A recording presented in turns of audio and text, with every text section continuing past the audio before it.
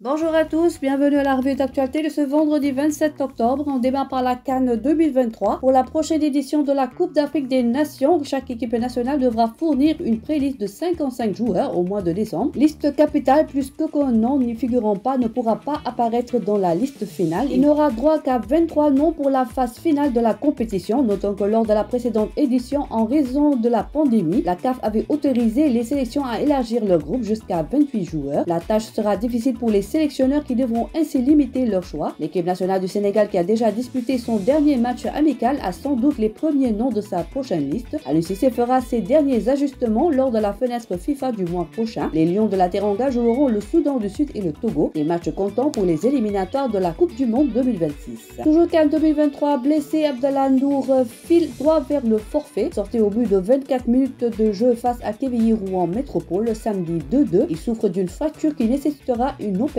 Un diagnostic confirmé par Stéphane Dumont, son entraîneur. Un coup dur pour le joueur de 29 ans qui n'a toujours pas eu de chance de disputer une Coupe d'Afrique des Nations alors qu'il avait reçu sa première convocation en 2016. Des blessures ont semé sa carrière d'embûche. Absent lors des derniers matchs des Lions, Nour ne pourra pas faire son retour à temps. Classement FIFA, statu quo pour le Sénégal. La Fédération internationale de football a mis à jour son classement des équipes masculines ce jeudi matin. Classement tenant compte des résultats des derniers matchs amicaux malgré sa séduisante victoire face à la formation camerounaise sur une réalisation de Sadio Mané 1-0. Le Sénégal n'a pas progressé dans le nouveau classement mondial. En effet, les hommes d'Aliou Cissé occupent toujours la 20e place derrière le Danemark 19e. Pays africain le mieux classé, le Maroc 13e qui talonne le Mexique 12e et les États-Unis 11e. En Afrique, il devance le Sénégal 20e, la Tunisie 32e, l'Algérie 33e et l'Égypte 35e. Champion du monde, la domine toujours le classement devant la France et le Brésil. Les prochains classements mondiaux de la FIFA seront publiés le jeudi 30 novembre 2023 pour les équipes masculines et le vendredi 15 décembre pour les équipes féminines. Autre actu foot, infrastructure, on connaît la date de livraison du plus grand stade au Sénégal. Les travaux de réhabilitation sont en cours, lancés en juin 2022. Les travaux de réhabilitation du stade de Léopold Sédar Senghor sont à 45% d'exécution, a-t-on appris de la CGTN français qui a interrogé les techniciens sur le chantier.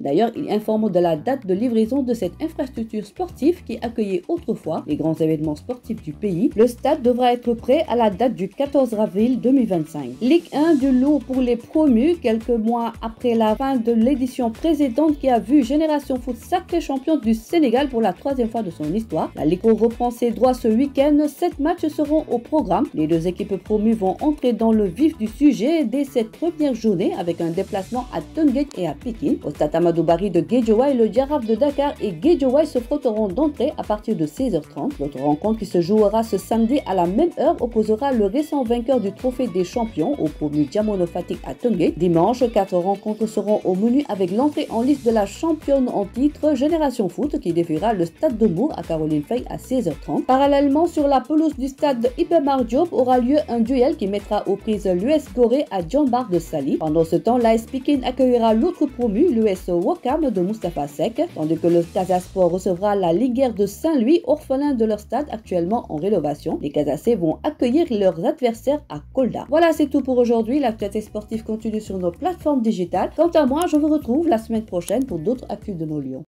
Numéro 1 du sport au Sénégal, sport.com est maintenant disponible en version application mobile sur iOS et Android. Retrouvez l'actualité du Sénégal pour tous les sports en direct sur votre téléphone.